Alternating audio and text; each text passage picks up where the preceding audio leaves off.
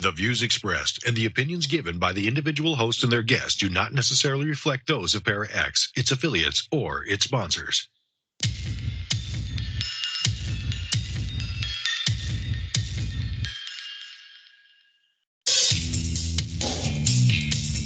Supernatural, metaphysical, paranormal. You know, all those things you've been wondering about? Are you ready to go deeper into the realms of the unknown? I hope you got your walking shoes on, because life is an adventure, and this is the journey. Come on, let's go.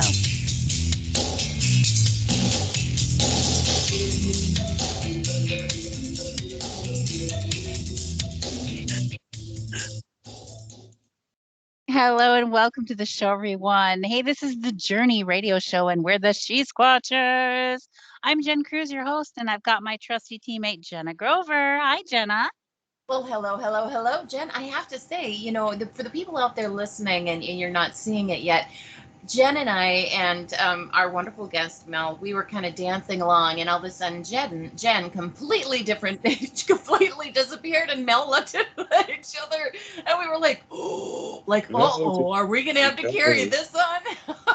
Sorry, go on.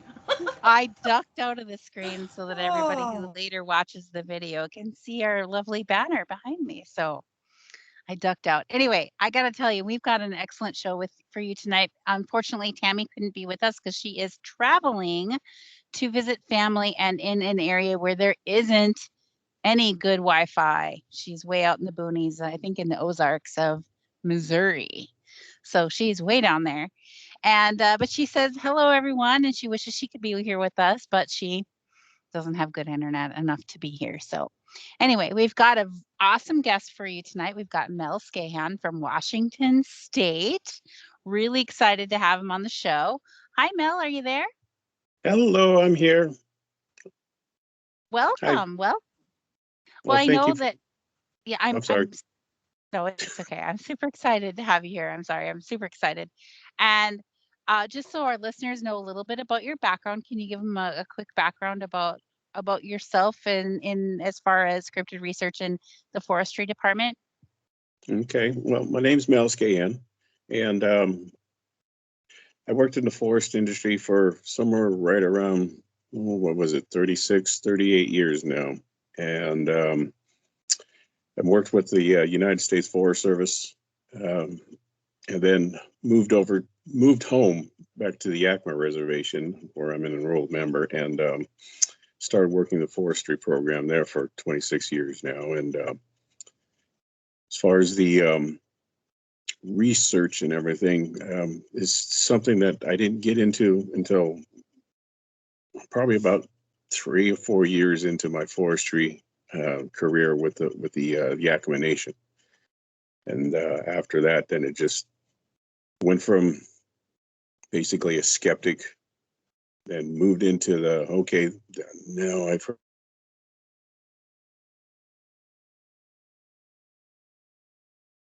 Uh-oh, we think we lost Mel for a second there. He's coming back. He's back. Yeah, sorry.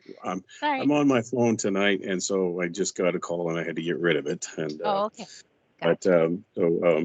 I went from a skeptic to somebody that was believing into the stories that the elders were saying. And then after my first encounters, had to go outside the reservation to find the answers that I was looking for.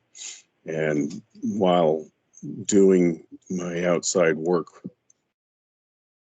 I then started noticing the similarities that I was having with everybody else. And so kept with the outside world, brought my knowledge back to the reservation to actually notice while at work in the woods the different types of encounters that I was having. And then just grew from there and been part of a couple of groups, and then just too much work to go into that. And so I just decided to keep on my own and just share the information with everybody else. That way I had more time to do what I had to do out there.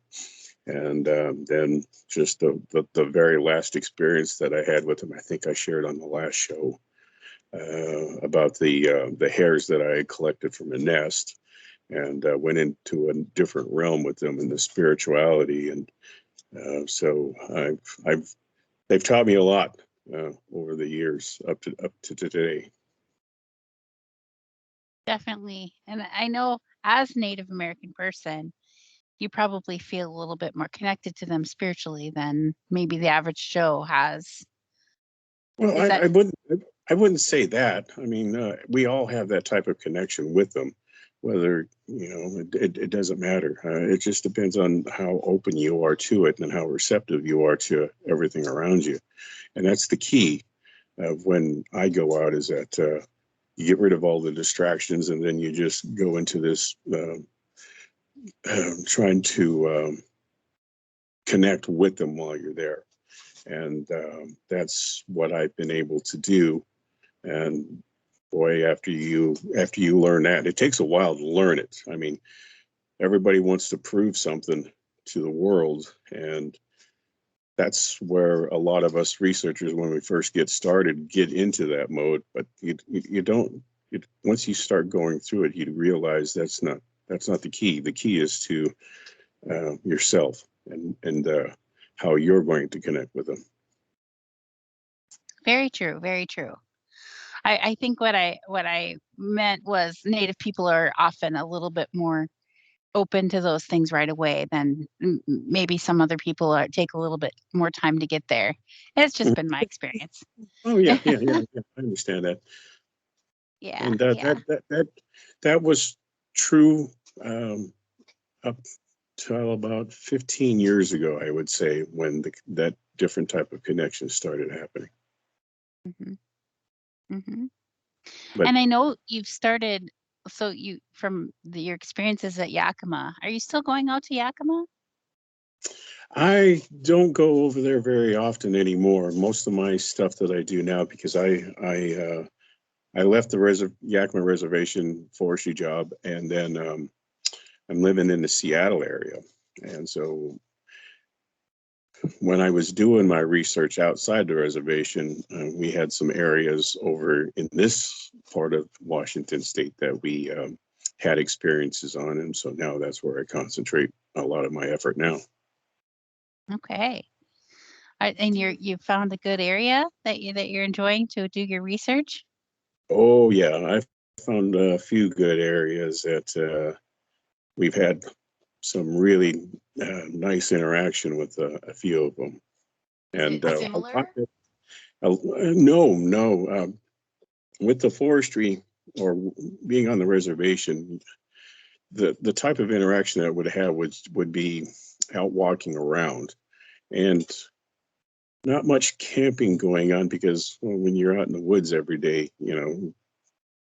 hunting and fishing and camping and gathering, it's just go up for a few hours and then back home, and then not staying out very much because I've already had the interaction with them while at work. And then, but here it's different because we go out to camp, and the interaction is a lot different. And you don't go the way I used to do things when I was younger, was trying to attract, stuff that you see on TV, the whooping, the hollering, the rock clacking, trying to draw a response out of them. But that's not the case anymore. I've grown to the point where they see that all the time. You go back to a certain area, you're not the only one that's doing it out there. I mean, there's a lot of people out there that are interested in this subject, that see this on TV and know that the only way that you can try to get a response out of them is by doing, the calls, and trying to speak the language necessary, say to say, and that's not the case anymore, because what I've learned in these areas now is that they're repetitive in the same nature as interaction. it's like a habituation situation where they know the vehicle, they know the people, they know the tents, they know everything that is set up. So they say, oh, there's a orange and white tent out there with a silver Honda Pilot, and he's got this and he's got that. Hey, that's Mel. We already know him, so he's cool. So that's what I've you learned. Hope that's what, yeah, you hope that's what they're saying. Yeah. You're cool. And so I've never had a bad interaction with them. I've never been chased off. So I've never had those those loud screams and the excessive throwing of items at me. It's always been I hear Mel snoring in the tent. Let's go into his camp and let's tap on his tent to make sure that he's asleep type situation. So we're comfortable, and we let him do it. And even though my trick is now is when I am sleeping, I snore. So once we hear them walk into camp, I just keep up the snoring because that's when they're comfortable. So they can continue to move about in the camp safely, knowing that you're. That's what you learn as a teenager when you're sneaking out of the house and my parents are snoring and sleeping. I can go out, so. Oh, yes. I never did anything like that. Yeah, right, Jen. I didn't. I was an angel. Oh, not me. I'll be honest. But yeah, that's one of the keys to that I've learned to make sure that they know, or at least fake them out that I'm still asleep.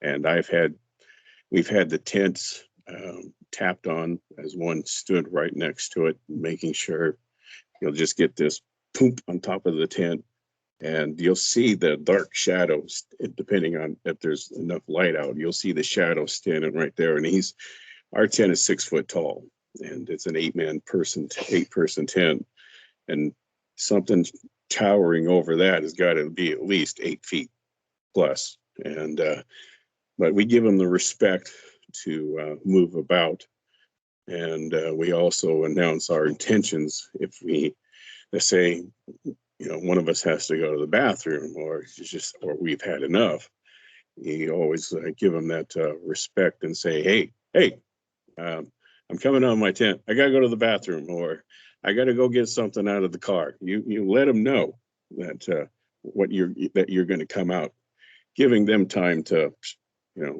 go out away from the camp into their hiding area again. And then you just let them know again. It's like, okay, I'm going back into my tent. And then a few minutes later, hour later, then they're coming right back in again. And so what do they do when they're in the camp?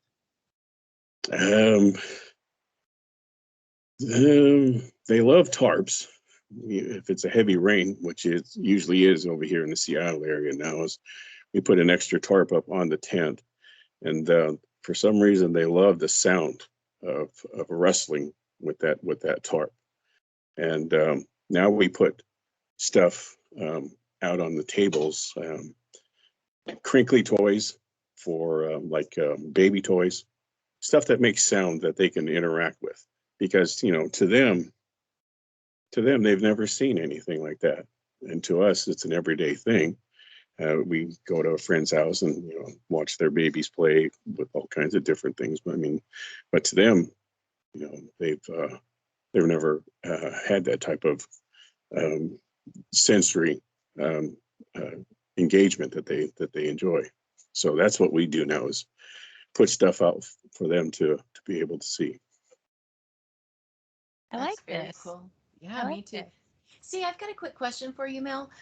When you said you speak to them and let them know your intentions, which I think is awesome. We kind of do the same thing.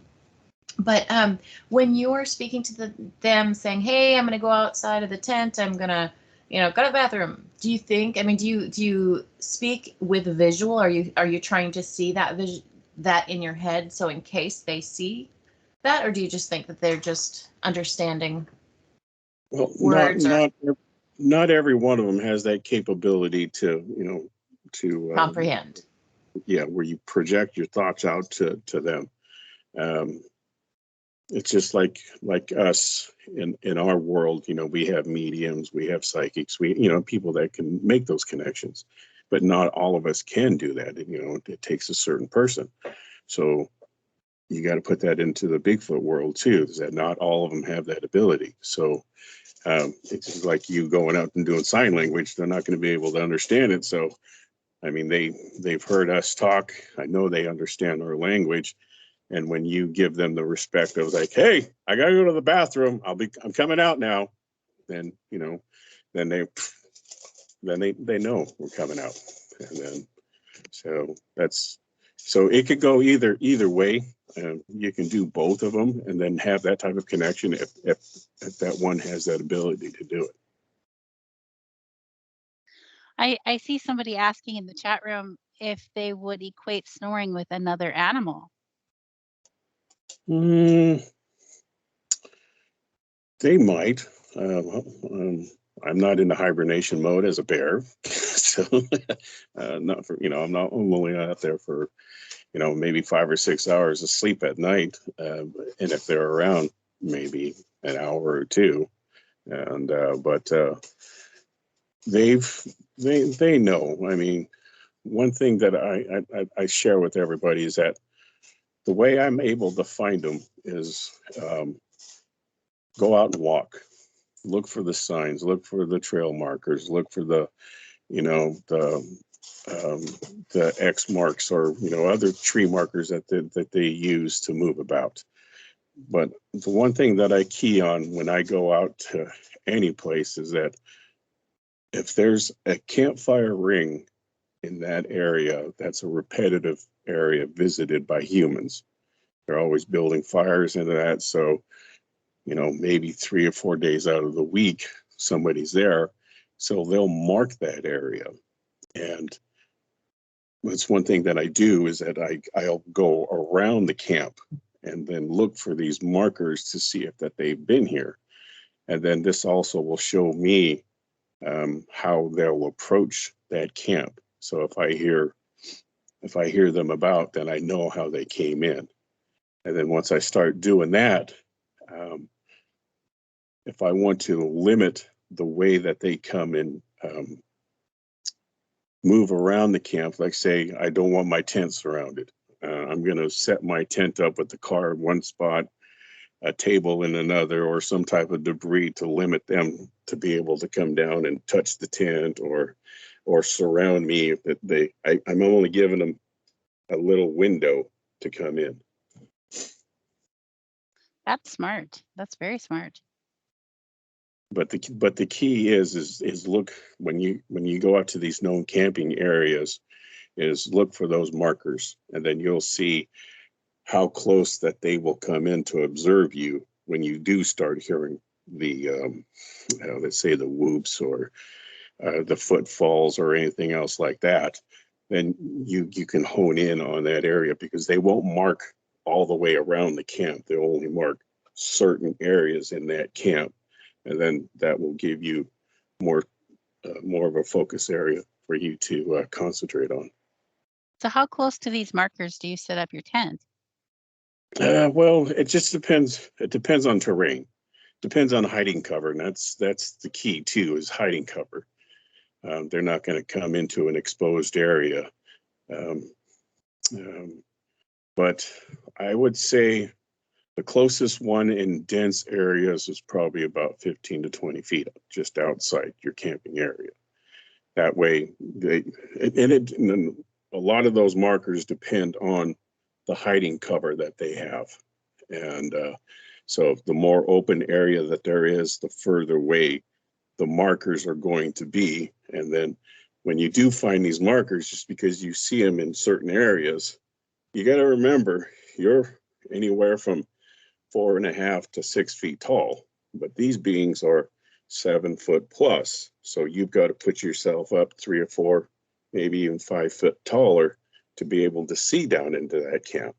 And so you gotta make yourself taller to be able to see the camp. And once you see those markers, you'll see the camp, and then start moving in towards camp and see how much more of the area is broken to show that they can move in closer at certain times of the night. I like how much you plan this out. This makes a lot of sense to me. Yeah. And we recently done this with on a hike that I was doing with somebody, that I was showing him this technique that they're using, and we found an old trail that the Forest Service used to use, but they no longer did. And so as we were going up the trail, we were seeing these markers along the trail, off the trail. So when they would walk up the ridge line or into an area and they see that marker, they know, caution, that, hey, there's something man travel route or man-made in the area, to warn them to not, move. It's more of like a signal light for them. And so as we walked up this trail, we got towards the top of the ridge line, and we started seeing this area that was just heavily marked. I mean, just it was items that were probably 2 or 3 years old, trees that were broken, to trees that were broken decades ago, up to 30, 40 years old, just by the age of the mark and how it overgrew and everything. And so we took caution to ourselves to say, hey, what's going on here? And then as we started advancing up towards the top of the ridge, there was an old fire lookout up there. And that fire lookout was taken down, but the remnants of it was still there. So we then began to walk around that fire lookout and started seeing the same type of markers that were, 2 years old to 40, 50 years old. So that shows you, when you go out to these camping areas, also not just to key in on the breaks, but how old are those breaks, and that will tell you how long they've known about that spot. That's interesting too. That is interesting too.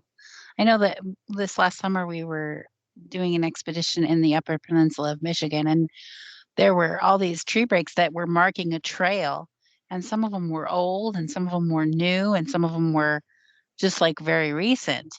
So I mean, that was very interesting to see how they were marking this particular trail through the forest. Mm-hmm. So yeah, something that they take on a regular basis, apparently. Yeah, So, and there's also one that they use for themselves if they're in their known travel route. I call it a community break tree. And when you find this kind of tells them that, so-and-so was in here, or so-and-so was here at one time and broke this and then left the area. And I found 4 of those on the Yakama reservation, and I couldn't figure out why these 30 to 40 foot Doug fir trees had all these different types of breaks, because normally they just break the leader. And there were main branches on this that were broken all around the tree. And it kind of reminded me of watching an episode of MASH. And then every great once in a while, you would see the sign that said, the United States 2,000 miles away, or, so-and-so 500 miles. That's what this kind of communal tree break reminded me of, was that they were announcing that I'd passed through here, or I'm currently in here. I'm located over here type situation. So I have a question in the chat room. I know, like in the Midwest here, they do controlled fires to clear out underbrush. I'm not sure if they do that kind of thing in wooded areas too, but the question is it possible clearing of underbrush by controlled fire wipes out the markers and impacts Bigfoot activity? Yes, it does. like I said before, I've been in the forestry industry for 34, 35 plus years. And what I've noticed is that logging does disrupt the travel routes, also takes out a lot of the markers, but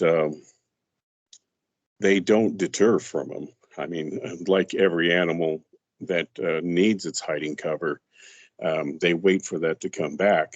And then, that's when they feel safer. But from what I've noticed about the activity when I was in the forest industry, it deterred them for a while because, hey, somebody just ripped down my neighborhood, and that's probably why I was getting a lot of the reports from the loggers is that, hey, I had 50-gallon drums tossed at my logging equipment, or all this aggressive behavior was going on was because, hey, you didn't have a community meeting with me, so I'm going to take it out on you. And but what I've noticed is that when the trees come back after about 10 to 15 years, that gives them the height to come back in the area and be more comfortable again. Totally understand that. And do they use fires in the forest? Oh, yeah. Do they? Oh, yeah. Okay. Yeah. I wasn't sure about that. I've got reports of firefighters seeing the tracks going into the fires and then milling around, looking inside the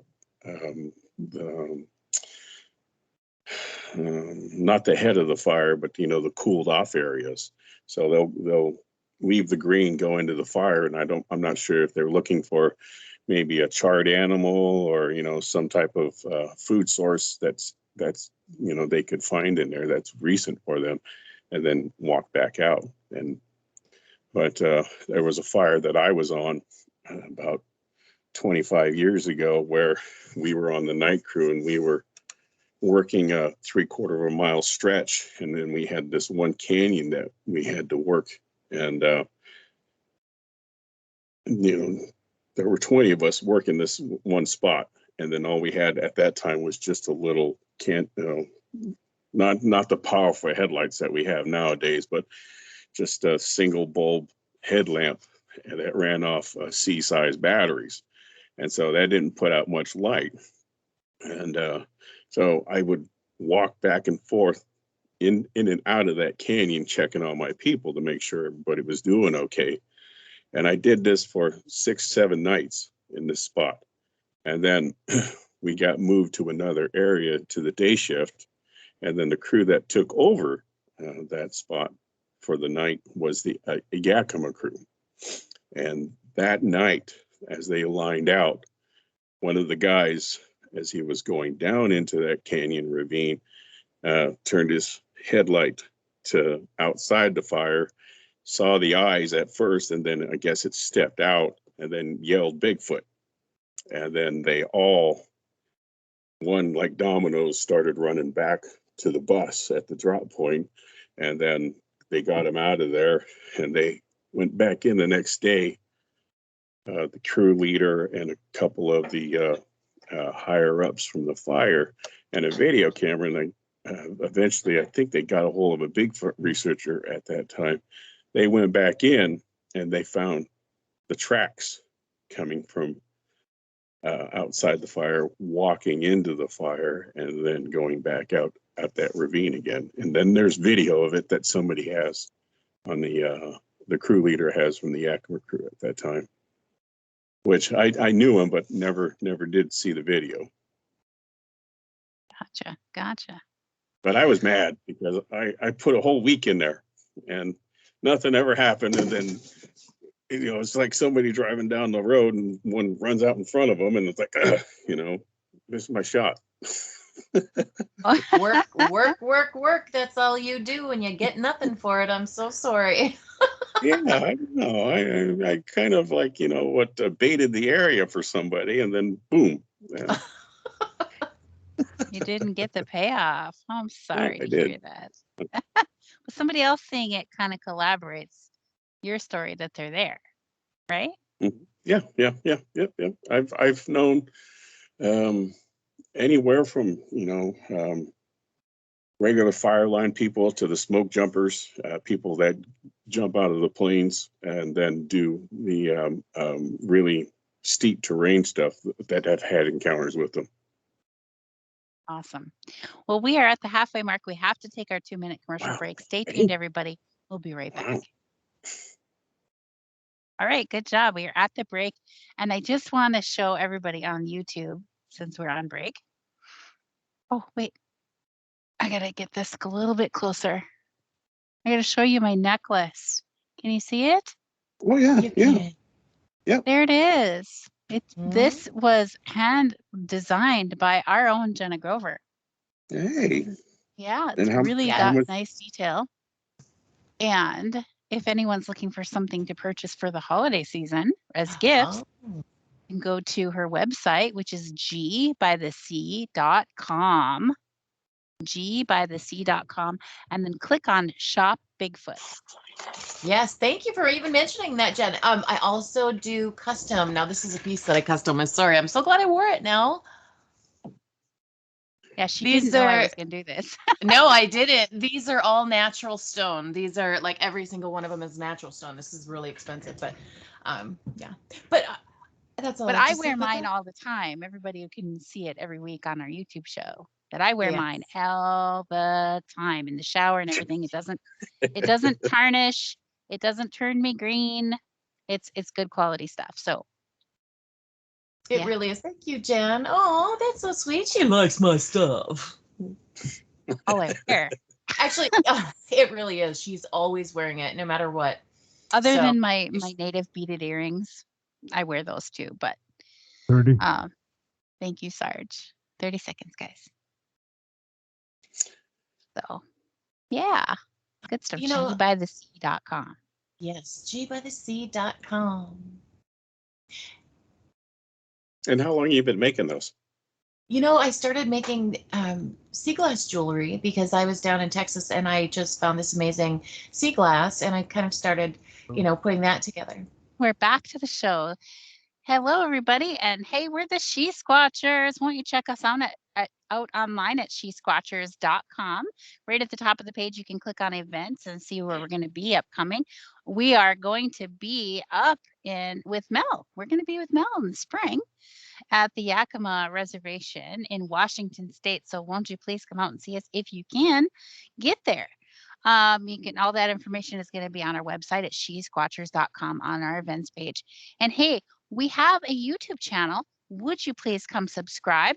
We are in a YouTube subscribers race that seems like it's never ending because the guy who challenged us is in Washington State and it goes until we get back there. And it just seems like our trips get pushed off because of COVID. So we're still trying to win our race. Please subscribe to our channel so help us win at She-Squatchers Official on YouTube. We're also on Facebook and Instagram. You can come and like our pages there for what's the latest happenings on what's going on with us there. And on the commercial break, I was showing everybody my cute necklace. It's a Bigfoot necklace that Jenna designed actually, and she has a website which is gbythesea.com, and you can go check out her Bigfoot products there. If you shop Bigfoot, click on Shop Bigfoot at gbythesea.com, and you can check out the jewelry that she has been making there, and they make perfect gifts. But we're back with Mel. We've got less than half the show left, and I know he wants to tell us about his more recent new Bigfoot encounters or Bigfoot acquaintances that you've been making in your new research areas. And I can't wait to hear about that, Mel. Yeah. Okay. Yeah, I found this place about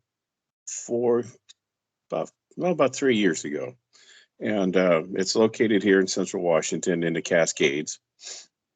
And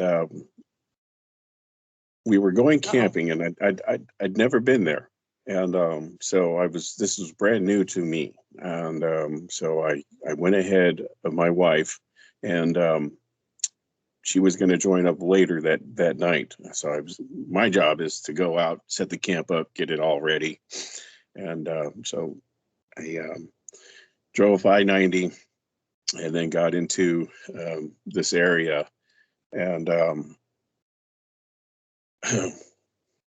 when I pulled into the area,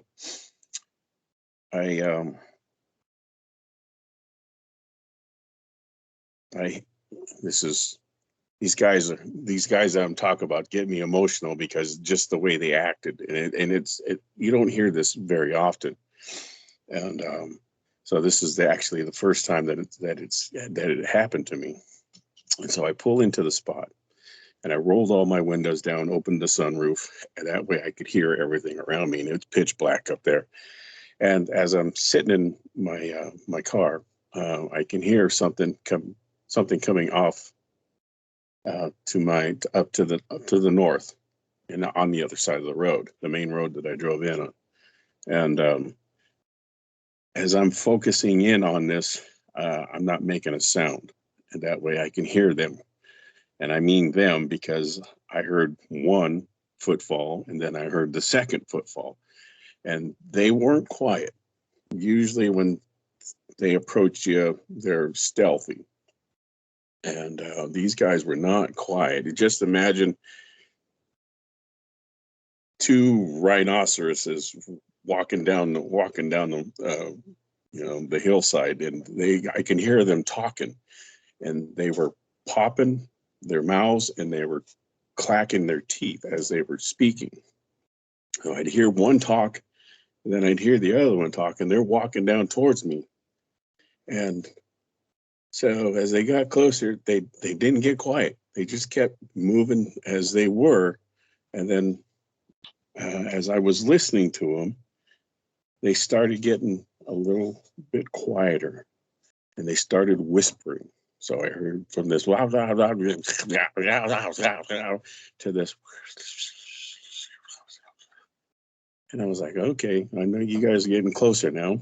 And but they didn't know that I was fully aware that they were there. And so close my eyes, and I'm listening to the interaction that they're having. And then as I can hear something coming up the road. Somebody else was driving up the road. And then they stopped. And so I figured they heard the car coming. Then that's when they diverted their attention to me and started going over to the car that was driving up the road. And so I can hear the car driving up the road. And then that's when I heard them moving. And they were back to this popping and everything. And so I got out of my car and I walked to the road, and I started trailing behind them as they're, like I said, they weren't stealthy. They were quiet. And so they're and then as the car started slowing down and eventually stopped, two guys got out of it, and I can hear them both talking. And then these guys were moving a little bit quieter, and then they went from talking to the whispering again. And you can hear them moving about, very stealthy this time.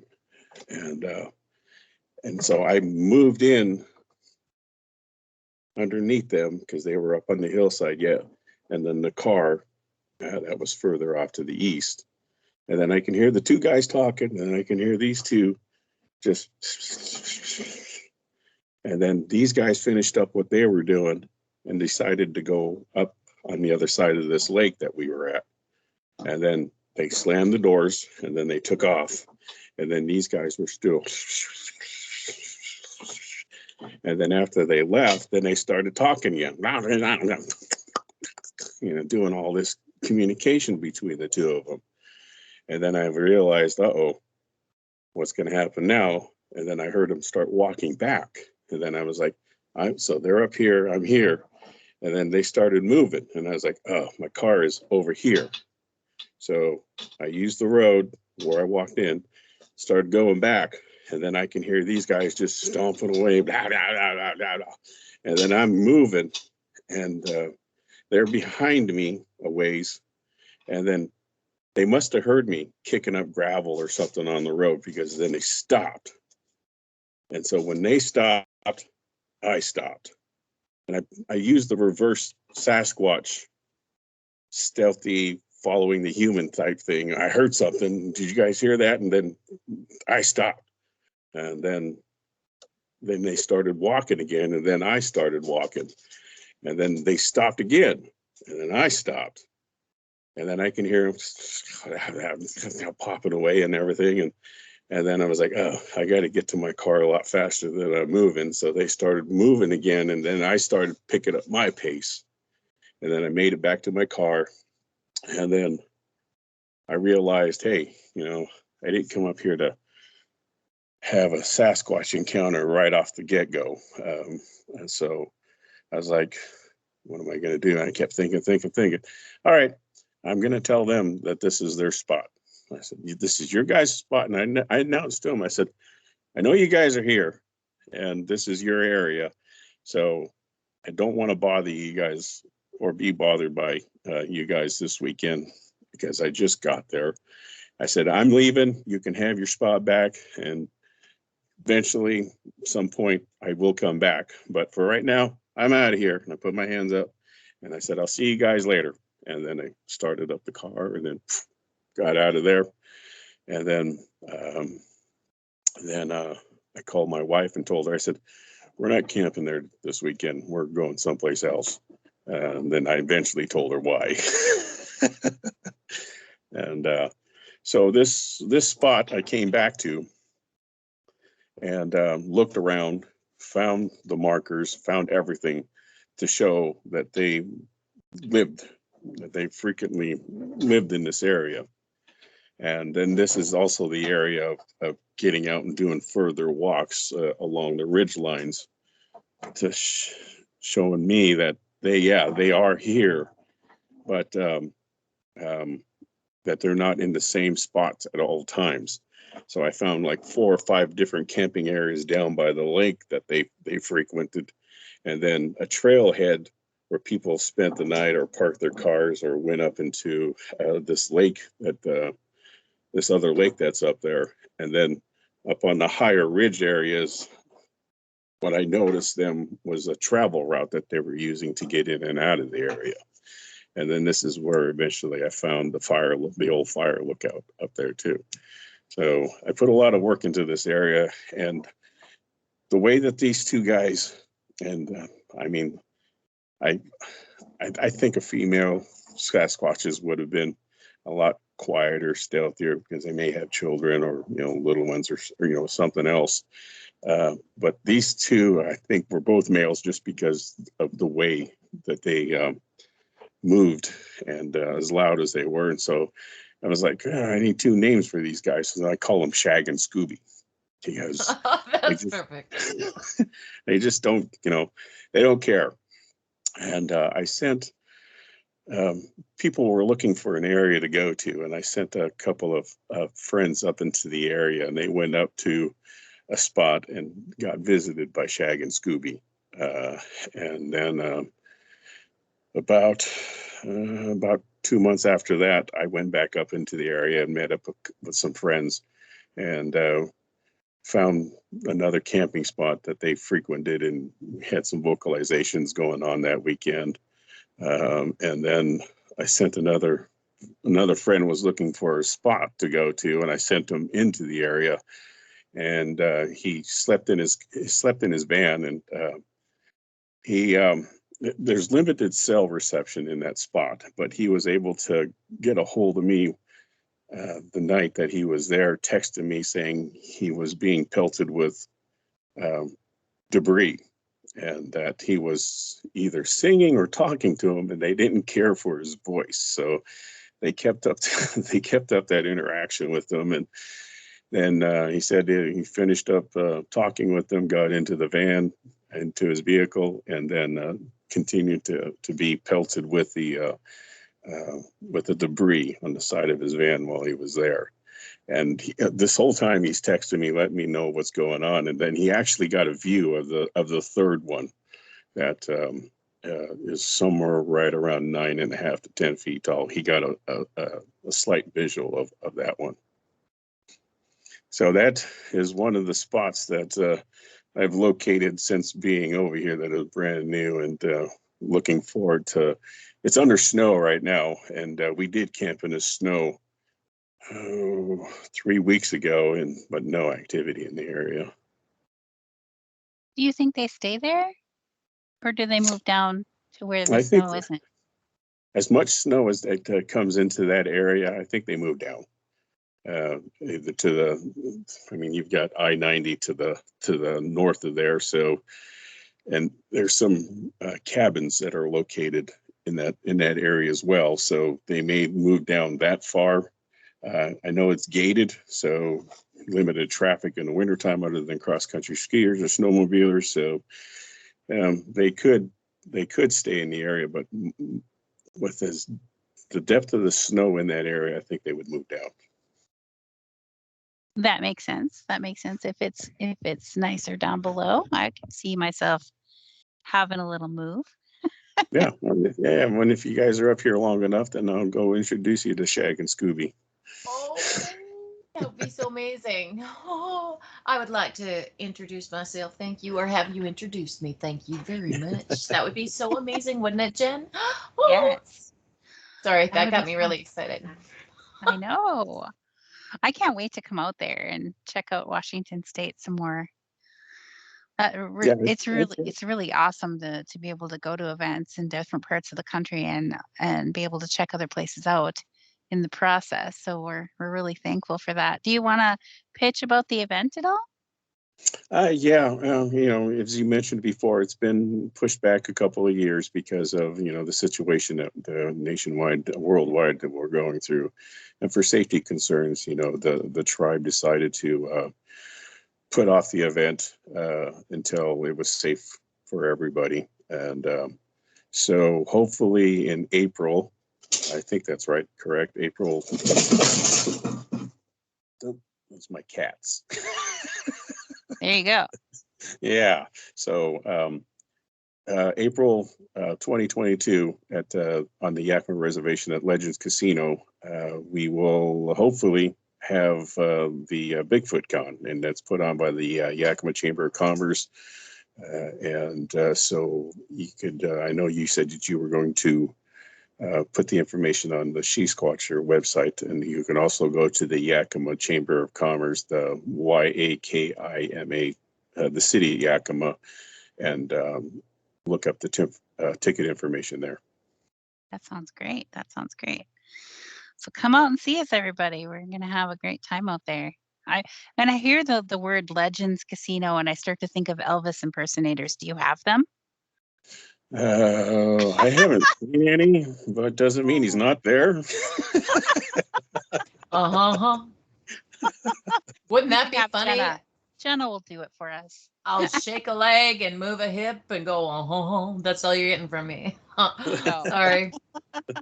My hip only moves one way and it only moves one time. So good luck with that one. I can attest to this. She has tried tweaking many times in front of me. I have tried. I've done everything. I just can't do it. Can't do it. She doesn't. No, I really can't. I've done. Jen really can contest to this. I really have tried my butt off. Literally, it's gone. Can't do it. Well, that's more than me. I've never tried it, so. Oh, you got to try everything once. You might be a little sore after even trying, but it's supposed to be good exercise. It's supposed to be if you can do it right. Well, trying is exercise still. That's so true. Thank you, Jen. It makes me feel better. There you go. So, did you say that you had another spot that you found too with others, or? Yeah, there's a couple of other areas that we've located to where, you had asked the type of interaction where we've put out the toys and everything.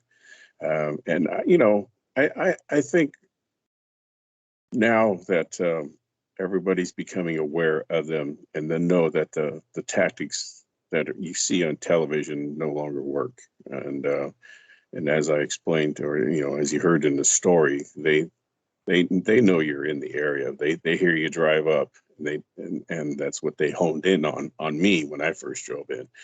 So you don't have to do anything like that.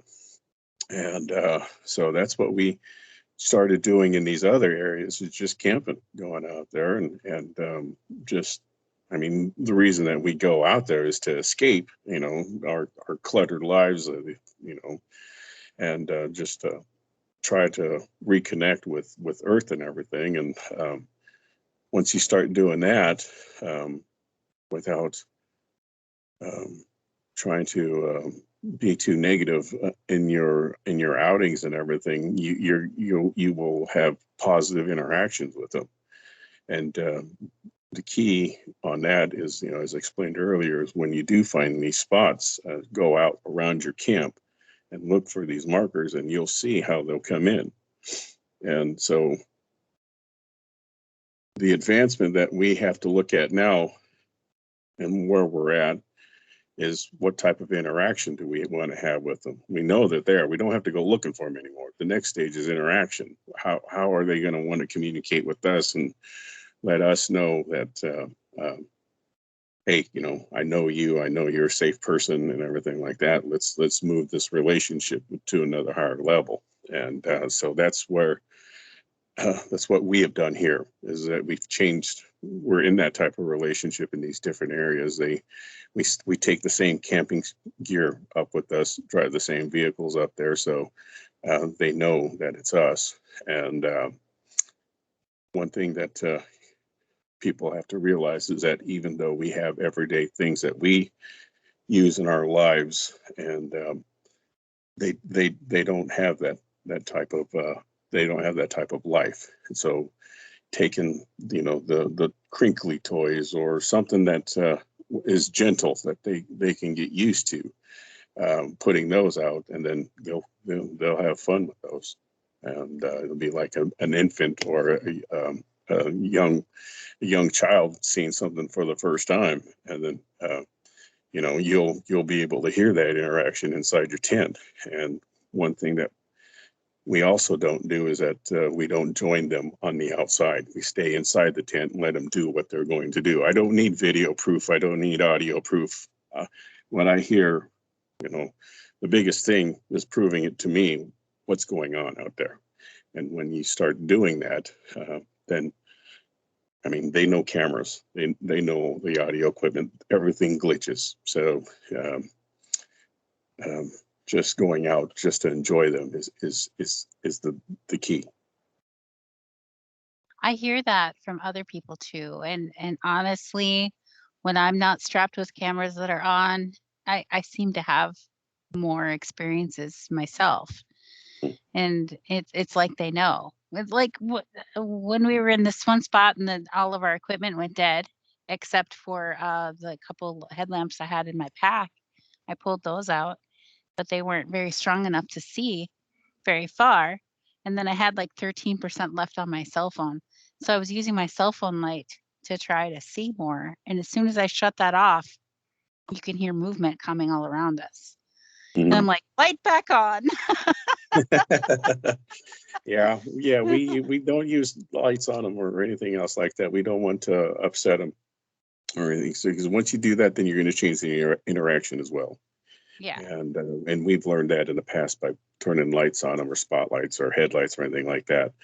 They'll run off and they'll never come back, or they'll come back the following day, but they're a little more irate about what happened the previous night. Yeah.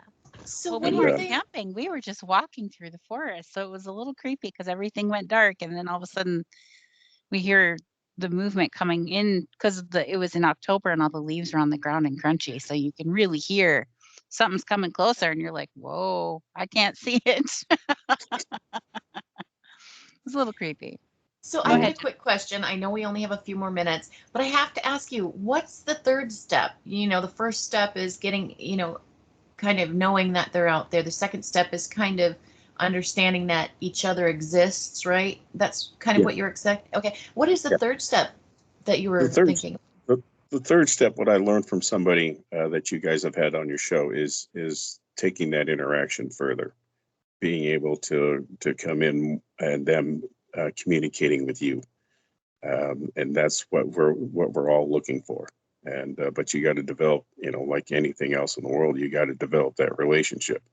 And once you have that, have those keys, then you can continue the advancement into that relationship. And then respect is always the biggest key while you're out there. I mean, you want everybody that comes into your home to respect you while you're there and act a certain way. And then once you start acting out, or, you know, not in the way that you're used to, then, you know, that relationship is kind of like put on the back burner until that wound heals. And so that's the same thing that we got to do here, is that the third step is actual communication and being able to sit down with them. And, you know, like I said, I know somebody that has that, is in that type of relationship now. And, but for me, the spiritual aspect came into it. And, you know, I shared the last time some hairs that I collected, and it wanted it back. And so when you're out there, be careful what you collect, because there are a few of them that don't want to be known, and they'll let you know. And it took a boot to the side of the head for me to realize, hey, you know, I did something wrong out there. And then I learned from that. And then once that connection was made between the one, then you have the connection with all three of them, because they do have a network like we do. And so my interactions with them have changed, and I don't go out to try to collect any more evidence or move anything anymore, because I'm in their home. And one thing I've said in the past is that in the Native community, when you go out, you announce yourself who you are. And then not only do you announce yourself, they may have come across your previous family members. So in the Native community, when we introduce ourselves in another area, we start with who we are, and then we announce our parents. So that, depending on what generation we're interacting with, and it was like, oh yeah, I know who you are now. You're so and so, and blah blah blah blah blah. And so that's how you develop that communication with them too, is that you announce who your previous elders were. That way, you know, maybe they came across them at one point too, and know who you are and where you come from. That's very similar to what we do up in our tribe. But in a very formal, traditional greeting is to say your name, your spirit name, your clan, where you come from, and then I always name my wa, the one who named me, and start naming my ancestors as far back as I know them. And you know, I did that in a situation where we were being surrounded, and when I said Miigwech Kichisabe, which is thank you Bigfoot in the Ojibwe language, they stopped because we were scared. We were getting surrounded. Yeah. Yeah. And it was quite an interesting situation, but it was really cool that they stopped when I thanked them. Yeah. Yeah. And that's one thing that, you know, you always wanted to know the differences between the Native and the non-Native community. And that's it right there, is the way we're taught. And so, you know, and eventually as we progress in the relationships with them, that, you know, everybody will completely understand, or start to understand, you know, what is to be expected of while you're in their home. Very cool. Very cool. We have less than a minute left of the show, and I just want to tell the listeners that we've had Mel on our YouTube channel before, but not on the radio station before. So there are 2 episodes of Mel. I think there's 2. There might be more. They might have been broken up, but 2 episodes of Mel for sure on the YouTube channel at She-Squatchers Official if you want to hear more about his previous stories. Really cool stuff. Awesome stories you want to hear for sure when you have time. All right. Thank you. Thank you, Mel, for coming on the show, and we can't wait to see you next spring. Any way that people can get a hold? To get a hold of me? Do you want people to get a hold of you? No. Well, I don't have a website or anything else like that, but I mean, I'm on Facebook, so if anybody wants to private or message me, then yeah, you can get a hold of me on Facebook. Thank you so much for joining us tonight, Mel, and we hope to see you again soon. And good night, everyone. All right. Good night. Thank you. Good night, everybody.